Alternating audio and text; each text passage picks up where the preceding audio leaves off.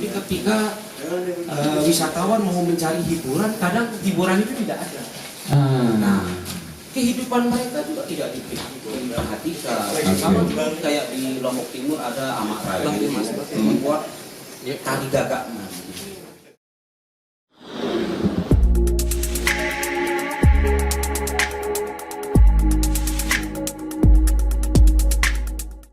Begitu. Oke. Tanduknya tuh ada silat yang bagus. Ngeri juga. Kiri kanan. Ya, untuk menjaga. Untuk menjaga ya. Berarti iseng juga ya mereka laki-laki di Lomboknya main sosok aja gitu. Terus apa lagi tuh Pak? Dari segi pakaian. Kalau dari Lombok tertutup semua. Tapi di sini ya. Oke. Pakaian. Ya. Rata-rata nama Lombok itu udah tertutup. Tapi sekarang sudah si tanduk itu udah nggak pakai silet Tanduk ya? sih masih. Masih tetap. Masih Cuma yang Tapi siletnya nggak ada.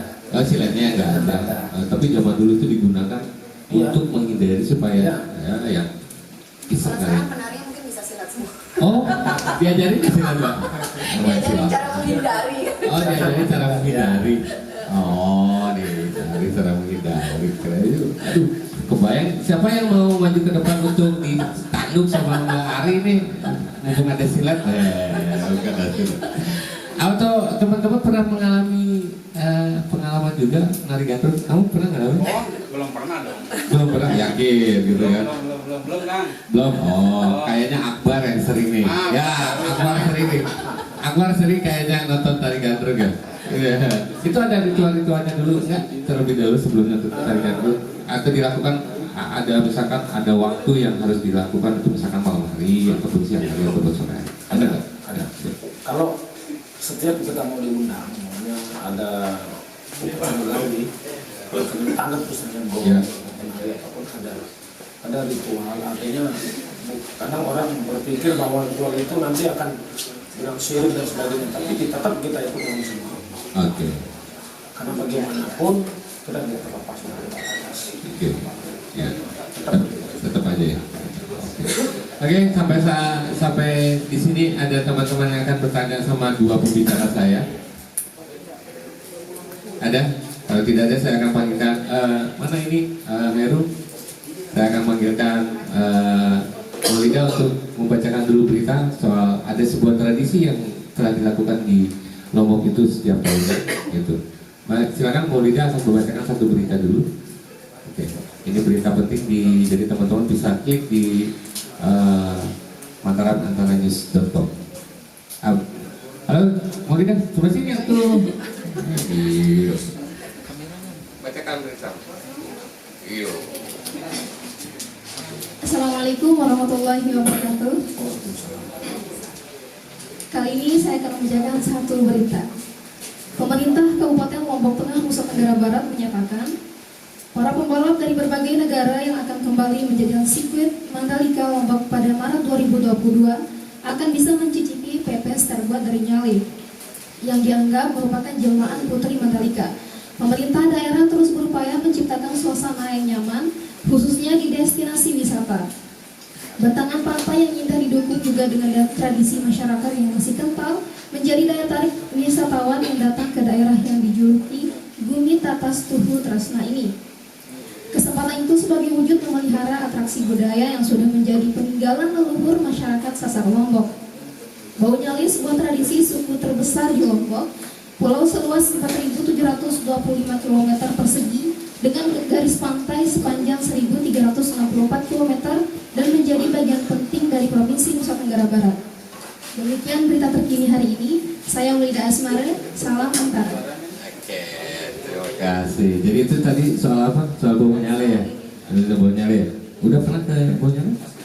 Belum pernah. Berarti kamu nanti harus ketemu bau nyale ya? Oke. Terima kasih Maulida atas pembacaan beritanya. Oke. Ada teman-teman yang akan bertanya sama Pak Harun dan Mbak Ari, siapa tahu mau bertanya. Belajar gandrung. Atau siapa aja yang mau belajar gandrung. Emang ada muridnya? Ada berapa murid sekarang? Sekitar 30-35. 30 Iya. orang. Dari anak-anak kecil. Dari anak kecil? Sampai dewasa nih Bu? Oh, Dua orang. dua orang. Oh boleh dong, satu. Saya coba sini, coba. Ada penari. penarinya. Aku mau tanya dulu nih sama penarinya. Ternyata ada muridnya nih. Bagaimana kan tadi? Nah ini di coba. Silakan. Jadi 4 orang nih asik juga. Boleh lah. Ya, saya mau tanya-tanya dulu nih sama muridnya Mbak Ari. Boleh dibuka? Kita sudah vaksin. Apa-apa? Aman. Ketiga. Cantik juga ini. Tuh kan kayak gitu berarti ya Mbak ya. Itu tuh sebenarnya langsung respon langsung udah gitu. respon seperti itu. Kalau cowok kan Kalau cowok begitu ya. Oh gitu. Oke. Nih, aku mau tanya sama siapa namanya?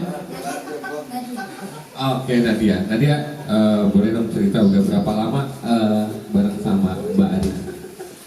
Dari SD dari udah 5 tahunan. ya dari awal sanggar ya. Dari awal sampai buka udah sampai Dari awal sangat buka. Dari 5 tahun. Oh. Dari yang kelas berapa sih? Masih 3 kan kelas 3 SD atau kelas 4 SD.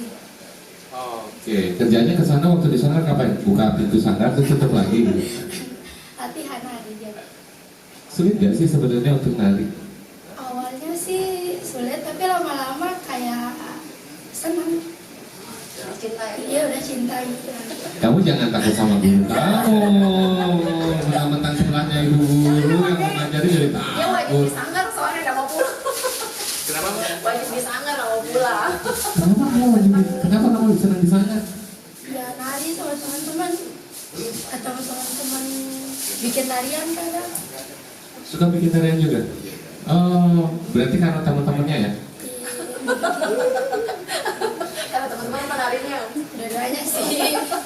Yang mana? Teman-teman mana? Penari nih. Pernah menari juga di sebuah kegiatan? Oh sering lomba juga. Sering lomba. Nah itu pernah nggak ya itu yang tadi diceritain oleh pertanyaan ketika di ini kalau prestasi nanti kita itu yang tadi soal itu semudah ini kamu pernah mengalami hal yang Nah itu makanya kalau di situ kan belajar tuh. Pernah? Pernah. Pernah. Pernah kalah, pernah menang. Oh. kalau pas lagi pernah nari gandrung pernah digodain sama cowok tukeran nomor berapa harusnya tukeran nomor berapa aduh. Nggak yang nari gandrung dia tukeran nomor WA nya. Oh, iya. Cek, nah boleh. Ya. Nah ini biar berdua. Gak apa-apa ya, saya kesini dulu lah. Karena ternyata ini ada generasi yang patut kita contoh juga sebagai inspirasi. Pak Harun ini adalah gurunya Mbak Ari. Mbak Ari juga menularkan akhirnya ke siapa tadi? Nadia. Ini ada satu generasi dari mulai tahun 2016. Mudah-mudahan dengan eksistensinya Pak Harun, Mbak Ari dan Nadia bisa menularkan lagi satu lagi nanti Nadia ke bawahnya.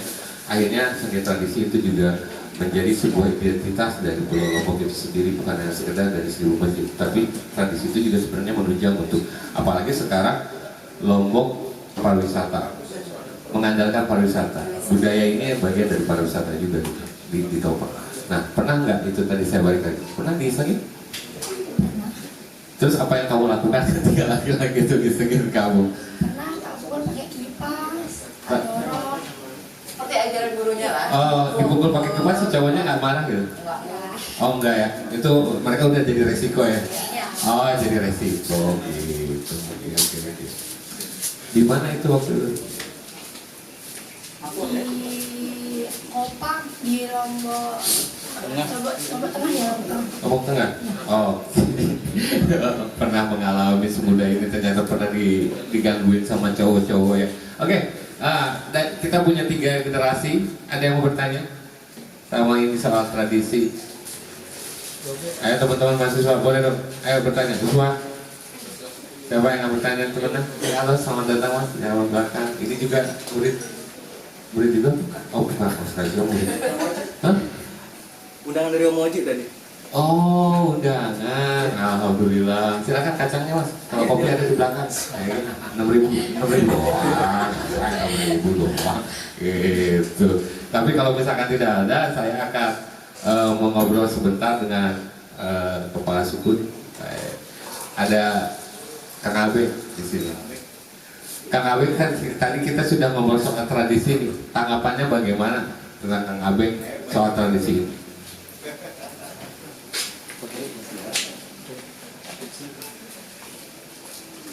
kejauhan dari sana, abang di sini aja, ngobrol sama saya. Kenapa nggak mau dekat-dekat sama saya? Ya Allah. Saya agak gugup kalau depan sama orang hebat. Lebih hebat kamu kan. Gimana ini? Ya kan kita tadi sudah ngobrol soal tradisi nih, tentang tradisi eksistensi dari di Pulau Seribu Masjid. Kang Abang punya pemandangan apa pandangan untuk sebuah tradisi di Lombok ini bagaimana? Ya, kalau bicara tradisi di NTB ini kita sepertinya antara keputusan dan keputusasaan itu sering sulit untuk dibedakan. Keputusan dan keputusasaan. Keputusasaan itu agak-agak tipis dan sulit untuk dimaknai secara secara terang-terangan gitu ya. Artinya begini, ada satu persoalan tradisi sini. Kita di sini masih kental dengan ini perbedaan entitas itu masih ini. Jadi kadang persoalan tradisi kita ini kadang dianggap jelas dalam ketidakjelasan. Bentar dulu, dalam jelas tapi ketidakjelasan. Abu-abu lagi. Saya ketika pernah bertugas di Taman Budaya yang sekarang sering dijuluki menjadi Taman Bunga itu. Kenapa? Pernah ada satu program ya, entah itu program atau kegiatan yang dibuat semacam standarisasi. Nah, kita sendiri dalam bentuk standarisasi itu sendiri belum menemukan sebenarnya corak kita ini, apakah kita ini memang memiliki standar sendiri dalam tradisi itu atau memang kita mengadopsi dari tetangga. Saya tidak menyebutkan dari tetangga. Karena ini sangat riskan, sangat aneh. Sering sekali dalam bentuk musik saja, dalam bentuk musik mana sih sebenarnya pakem-pakem yang kita miliki sebenarnya ada tidak penelitian itu? Ini yang belum ditemui hingga detik ini gitu ya. Kadang saya sebagai bangsa pribumi Lombok ini ya kadang bingung gitu. Kadang ini kok kita tidak ada kepedulian, tidak ada kepedulian dari berbagai stakeholder, apalagi ya pemerintah. Ya, saya tidak menyebut. Ini apa ini? Oh, saya kan yang menyebut. Iya, saya makanya saya yang menyebutkan gitu itu kan. yang saya bilang antara keputusan dan keputusasaan. Oh. bahkan Kenapa putus asa? loh, bahkan teman-teman seniman saja, maaf saja ya, penghargaan terhadap tradisi itu hampir tidak ada, dan ini sangat memprihatinkan. Kita tidak ada yang serius ngurus budaya di sini. Makanya antara seni dan budaya, apakah seni yang berbudaya atau budaya yang menjadi seni atau budaya nyeni. Nah, ini kan budaya nyeni itu sama dengan air seni kadang itu. Bingung kita, membingungkan. Ini kan budaya kebanyakan kita kan seperti itu. Ini sangat memprihatinkan bagi.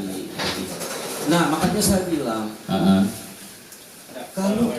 kalau pemerintah pusat itu berani memindahkan ibu kota di Kalimantan, berani nggak pemerintah itu memindahkan ibu kota budaya di sini?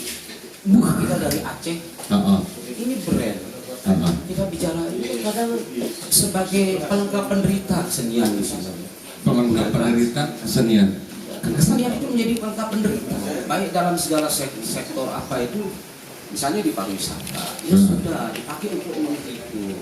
Tapi ketika wisatawan mau mencari hiburan, kadang hiburan itu tidak ada. Nah, kehidupan mereka juga tidak diperhatikan. Sama juga kayak di Lombok Timur ada Amak Raya membuat tari gagak. Tapi sekarang jadi pemecah batu karena tidak ada yang peduli. Ini kan ngapain kita sendiri yang dikenal di sini tari apa? tari gandrung, tari Brescia, Oke. tari Brescia, tari gandrung. Itu saja kayak catur bola. Sebetulnya tradisi yang lain itu banyak. Sebenarnya banyak ya. Coba kita ke wilayah Sakre, Oke. ya wilayah Rene. Oke. Ada tradisi-tradisi sakral yang sering dipentaskan, tetapi Oke. tidak pernah ini. Tidak pernah muncul di Tidak pernah permukaan. dimunculkan, tidak pernah di ini. Ini kan sangat ironis. Kita Rumus mengatakan, wah kita berbudaya, manusia yang berbudaya. Tapi persoalannya tidak sederhana itu. Kita tidak ada yang serius memikirkan budaya.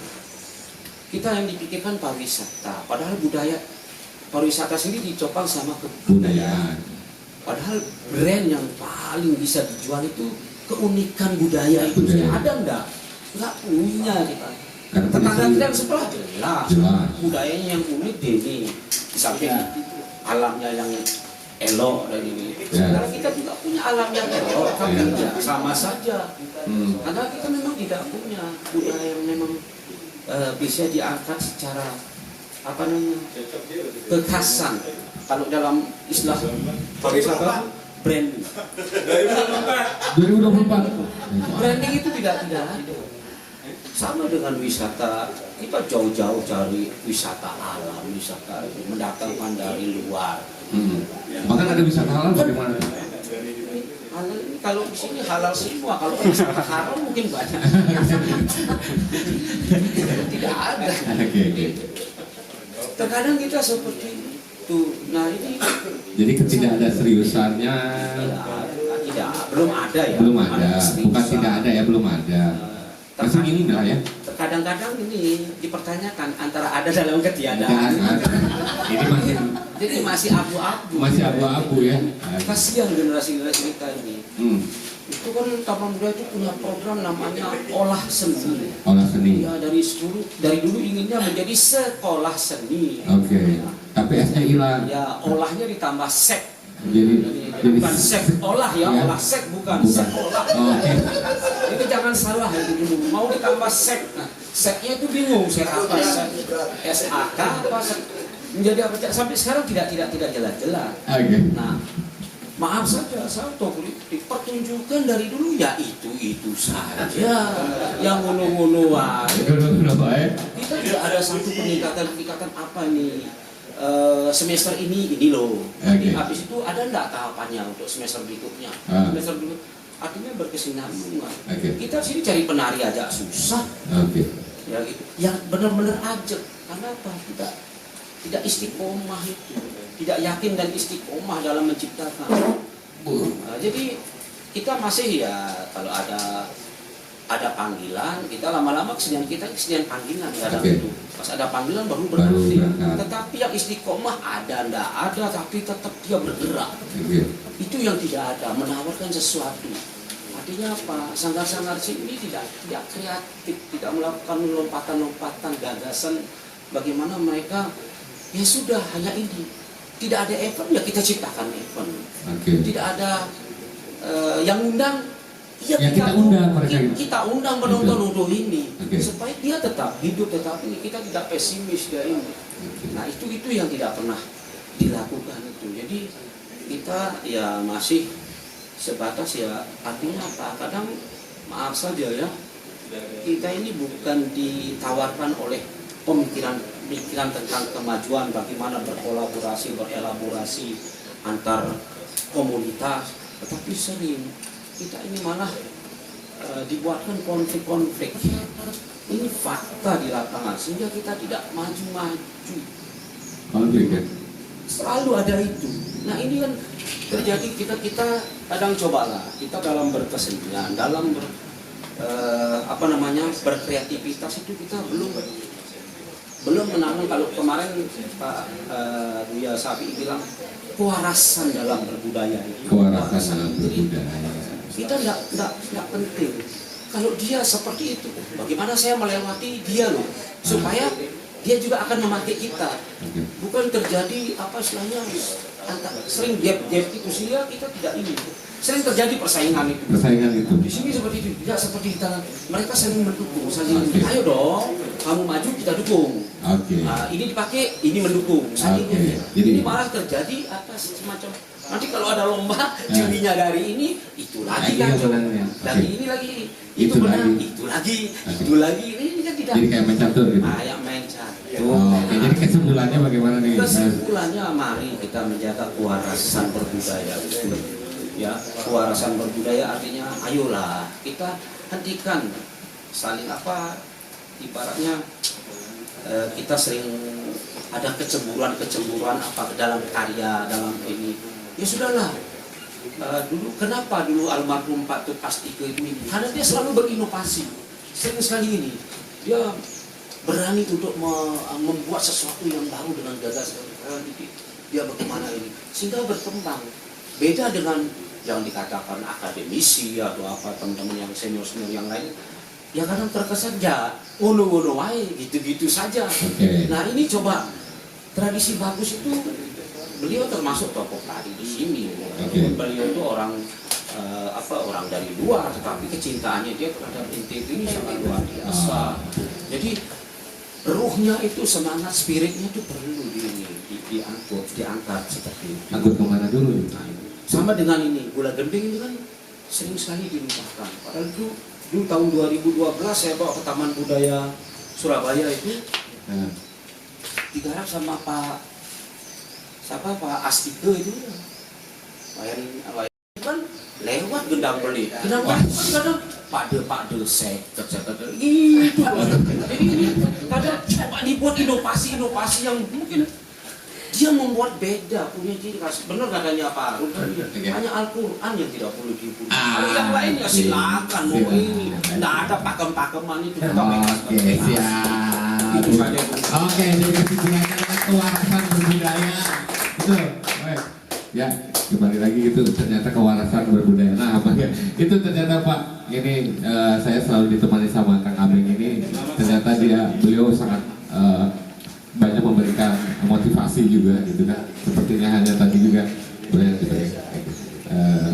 sekali. Nah, balik lagi Pak, bagaimana tadi tanggapannya soal kewarasannya, terus adanya inovasi, apa yang dilakukan selama ini dari Sanggar Bapak sendiri maupun dari Mbak Eri untuk Sanggarnya untuk lebih memberikan eksistensi pada teman-teman gitu kan. Apa yang disampaikan tadi kami sangat artinya memang seperti itu kondisinya, itu yang pertama. Kemudian dari apa yang disampaikan tadi salah satunya yaitu mencari jati diri dari khususnya kita, anak kelompok. Memang sampai sekarang Pak. Sampai sekarang kita kalau dibilang nanti menonton keterangan karena sama. Hampir mirip. Bukan mirip lagi. Sama. Dari tangga nada, tun nada, sama. Cuman yang membedakan memang antara laras tinggi rendah. Kalau dari warna musik, alat sama. Sama.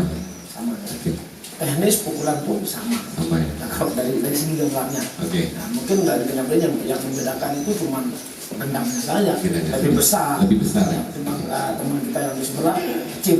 Itu yang membedakan. Ya sampai sekarang memang kita kalau kita lihat dari beberapa garapan memang masih belum memberikan inovasi. Ya, inovasi yang mencerminkan jati diri seperti katanya tadi.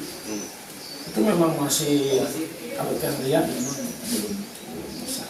Ada beberapa termasuk tiang memang selalu menggarap sama Bari. Ya. Kan ada satu garapan memang yang pernah tiang buat juga seperti apa yang paling terakhir ada tadi apa gerasa. Ada gerasa. Ada kemarin alhamdulillah beberapa juga. Itu memang saya coba membuat satu karya sembari untuk memberikan minat daripada adik kita. Ini loh, buku seperti ini, tari dan musik. Kita dari sana. Memberikan apa namanya, minat kemudian supaya adik-adik ini mencintai tradisi. Salah satu bukti eksistensi kita.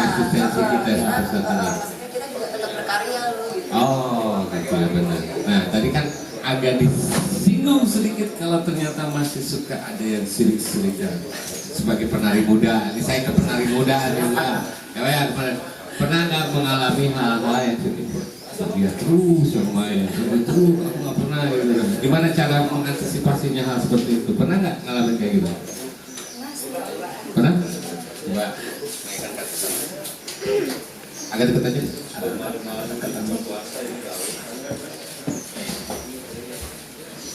Pernah? Pernah. Gitu. Terus cara mengantisipasinya kayak gimana? Atau kamu juga sering cemburu kayak sama orang lain yang suka nari? Kenapa? Kenapa yang membuat kamu cemburu sama orang lain gitu? Dia sering dipakai itu. Ya mungkin nadi lebih bagus. Narinya lebih bagus. Ya. Oh, Jadi gitu. sering dipakai. Gitu. Lebih profesional. Lebih profesional. Nah, apa yang kamu lakukan ketika teman kamu itu narinya lebih bagus? Apa yang kamu lakukan gitu? Belajar lebih baik lagi. Belajar lebih baik lagi. Oh, kirain ngomongin di belakang. Oke. Enggak. Biasanya kan anak muda kayak gitu. Tahu nggak sih dia itu gitu enggak ya? Oke, gitu. Enggak. Itu cara. Nah, Mbak, saya kembali tadi itu. Apakah memang benar yang seperti tadi disampaikan adanya kayak apa ya? Apa tadi itu? Kecemburuan dari setiap sanggar akhirnya menjadikan sebuah sedikit apa? Kalau sedikit kecemburuan, kalau pribadi masing-masing sih, kalau menurut saya ya pribadi masing-masing. Kalau saya ya kalau kita cemburu kembali aja, bukan rezeki, kembali ke situ bukan rezeki. Jadi kalaupun ya bagaimana sekarang kita memperlihatkan keeksistensian kita itu, terus kita belajar lebih baik lagi agar kita bisa dikenal lagi gitu. Jadi orang bisa pakai kita seperti katanya Mas Abe kan, harus lebih baik untuk biar dikenal, untuk biar bisa dipakai lagi gitu. Oke, ada pertanyaan dari saya, gimana teman-teman yang di luar untuk bisa tahu itu selain datang ke sanggar bisa dilihat di mana? Kita ada apa namanya di IG kita ada, bisa ada Instagram juga, ada channel YouTube Sanggar juga Dinda ada. Anjani, ada YouTube juga ada. Bapak juga ada YouTube, jadi bisa di cek di YouTube. YouTube Sanggar kita juga ada IG-nya. Apa nama sanggar? Sanggar Dinda Anjani. Oke, Dinda Anjani kalau Bapak sanggar. Oke, itu nanti teman-teman kalau misalkan pengen ngecek ya, gitu kan bagaimana aktivitas mereka itu bisa dicek di channel YouTube dan Instagram mereka. Sambil menengahi, sambil mereka untuk dan segalanya, ini sangat menarik sekali. Boleh Mas Faris untuk ke sini sebentar, kita agak refresh dulu. Saya ngopi dulu sebentar, satu batang boleh kita nikmati dulu dari Kampus Sarsa. Silakan diminum dulu. Jadi tetap kita sebagai masyarakat Indonesia yang harus lebih mencintai karyanya itu sebagai bentuk kewarasan dalam berbudaya. Iya, pakai Oke. Ternyata falsafah kenal. Istri saya kan Iya. ngajar lebih sering kostum. Gitu. Ternyata pada kenal juga. Gitu. Ya. Gitu. Berarti nanti kita ngobrol di belakang soalnya. Ngobrol di belakang gitu kan. Tadi kita udah ngomongin, kita udah bernyanyi soal apa? Klip ya. Terlepas. Boleh. Gitu kan. Nah, ternyata banyak juga. Iya, sama istrinya. Iya. Boleh. Jadi tadi kan ngomongin soal ini ya. Soal klip. Sekarang mau ngapain? Kalau saya mau bawain lagu yang saya tulis sendiri. Oke. Judulnya Skiffle and Blues. Skiffle and Blues. Maksudnya something between. Dari tadi ngomongin antara sesuatu di antara. Jadi lagu saya ini something between Skiffle and Blues. Jadi keduanya adalah sebuah aliran musik. Jadi saya berdiri di antara itu Skiffle dan Blues. Oke. Nah teman-teman pada saat ini juga karyanya sudah bisa dinikmati di digital platform apapun itu Spotify, YouTube, Apple and Music. Tinggal ketik aja pada sasaran nanti muncul Pak. Ya, ada 2 lagu yang sudah rilis di Skiffle and Blues dan Apple and Snake. Apple and Snake ya, ular dan apel ya. Ya, kalau di versi timur mungkin kayak Adam dan Hawa. Oke, Adam dan Hawa. Boleh kita skip dulu sebentar biar para narasumbernya rehat dulu. Sebentar.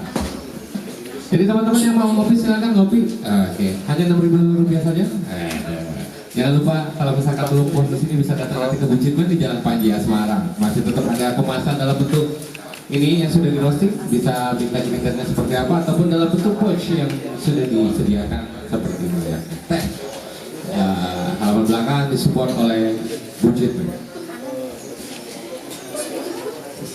Pada Hasan, Skiffle and Blues. Kirim nggak?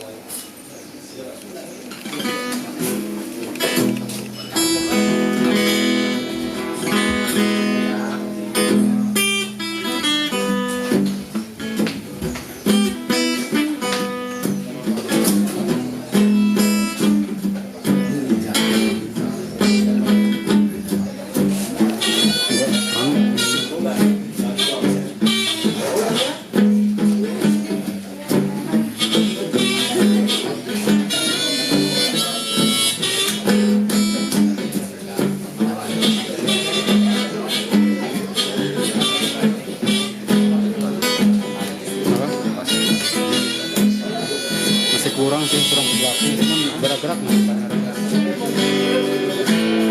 Di zoom harusnya sampai sini.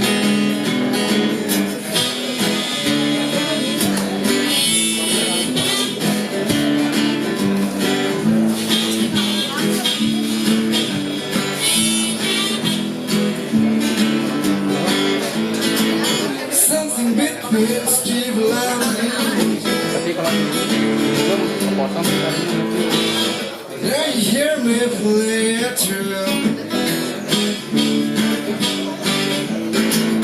Come along, got nothing to lose. Strings dancing like nobody sees you.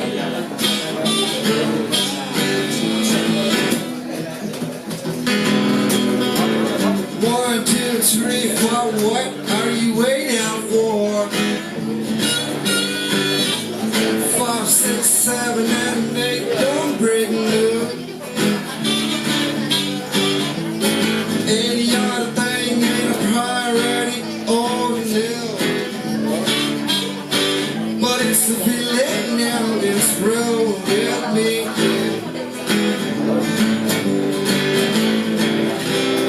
I've been told how to rock and roll, I got a mind.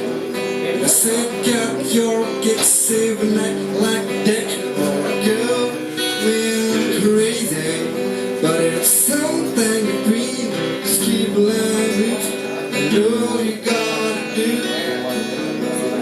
and all you gotta do is feel.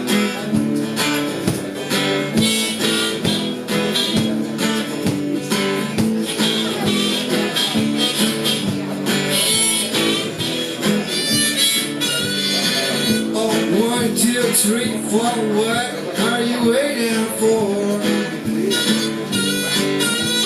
5, 6, 7, and 8, don't break no. Any other thing ain't a priority, oh no. But it's the feeling now, it's real with me.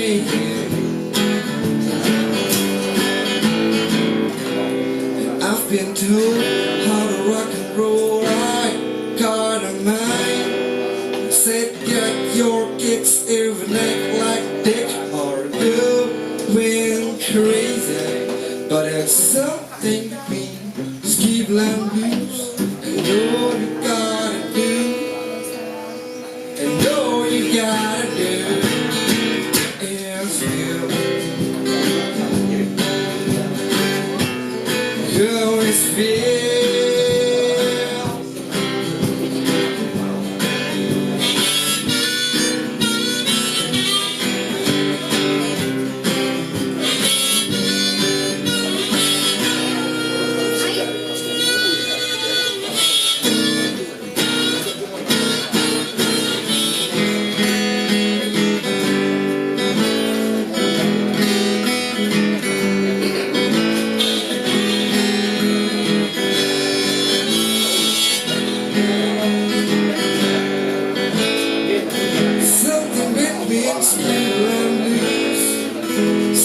between skill and blues. Something between skill and blues. Something between skill and blues. Something between skill and blues. Something between skill and blues. Something between skill and blues. Something between skill and blues. Something between skill and blues. Something between skill and blues. Something between skill and blues. I said something between skill and blues.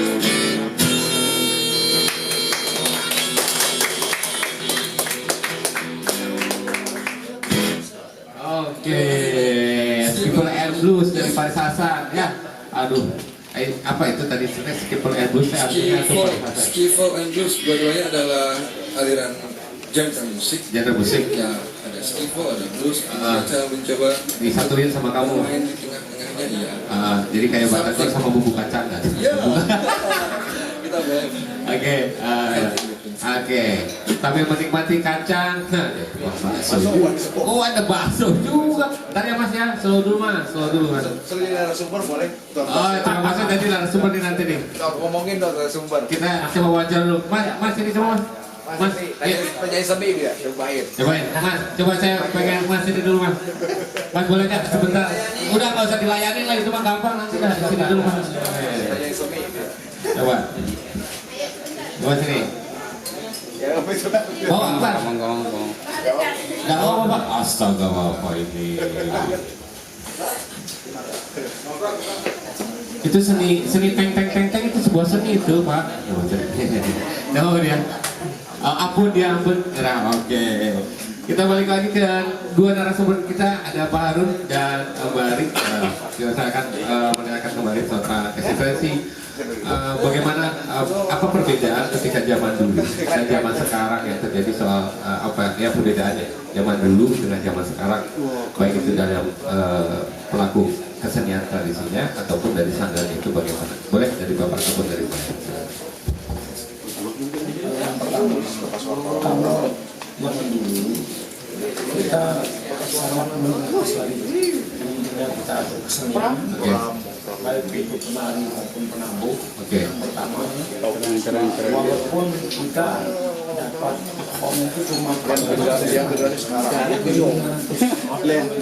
Tahun berapa Pak? itu sekitar tahun sebelum ke atas 90-an, 2.500. satu orang. Berapa lama Pak? Itu kalau nggak salah saya ingat saya itu antara satu paket penabuh dengan penari itu 80.000 kalau nggak salah. 80.000? Itu satu kali pentas. Sudah termasuk transportasi? Astaga.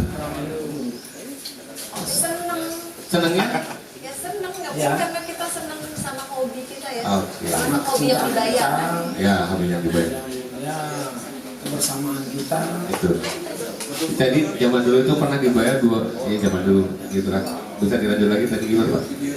Kalau yang sekarang memang kita tidak memungkinkan bahwa ada memang beberapa bagian dari seniman atau pelaku seni itu yang memang hanya mata pencariannya adalah seni, sehingga rasa kecintaannya itu pun tidak terlalu cinta, kadang-kadang dia hanya mengharapkan sekedar honor. Oke. Tidak seperti kita yang dulu. Oke. Dari 2.500 yang sampai sekarang itu tidak salah. Sekarang 250 ya. Sekarang iya. Ya, 250. Oke. Per kali pentas per orang. Oke. Itu perbedaannya. Rasa nikmatnya ketika kita punya rasa kecintaan, rasa kepingin tahu tentang seni, belajar dan sebagainya, itu yang membuat kita berpikir dengan materi. Itu zaman dulu. Kalau sekarang banyak ditemukan, banyak juga karena mengajarnya materi. Karena bayarannya lebih gede mungkin ya. Ya mungkin seperti itu. Mungkin dulu. Kalau dari Mbak Ari sendiri gimana? Dari saya dulu, zaman saya masih menari, kalau zaman dulu itu kita dikumpulin dulu, jadinya misalnya ada event besar gitu ya, jadi kita dikumpulin dulu, diseleksi. Jadi kita tuh diseleksi dulu pantas, ini yang bagus, ini yang ini. Jadi kita udah tahu diri, misalnya kita nggak pilih ya berarti kita nggak bagus gitu. Jadi memang yang terbaik lah yang diambil untuk mengisi. Gitu. Kalau sekarang, Jo? Kalau zaman sekarang yang udah tentunya ya pasti yang sanggar yang ditunjuk langsung, jadi nggak kayak bergabung gitu. Berarti kalau zaman dulu lebih ini ya, lebih apa ya, lebih fair. Lebih fair mungkin ya, bisa lebih fair kan? Yang orang yang misalnya untuk mewakili sebuah event itu lebih fair dari setiap sanggar berarti ya. Kalau sekarang ditunjuk sangarnya kamu yang ditunjuk apa sih sebenarnya? Adanya perubahan itu apakah ada kepentingan atau bagaimana? Ketika misalkan ini Pak, sangat Bapak sudah nggak pernah lagi tidak ada main itu kayaknya sudah makin lama makin banyak ditinggalkan kalau begitu. Mungkin di samping itu seperti apa yang disampaikan tadi kepentingan seperti itu pasti yang sama.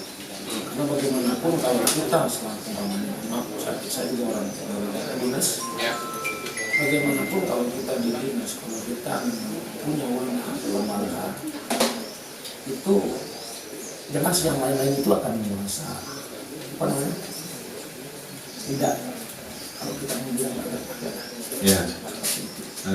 padahal seharusnya saya bukan menjadi pengamat ya. Terutama di ini itu masih terjadi masalah. Oke. Masih ada kepentingan itu? Yang seharusnya kita sebagai pembina dan melalui seniman di sana itu akan kita berikan Oke. Terbalik. Ya, itu yang saya rasakan. Oh, itu perbedaannya ya.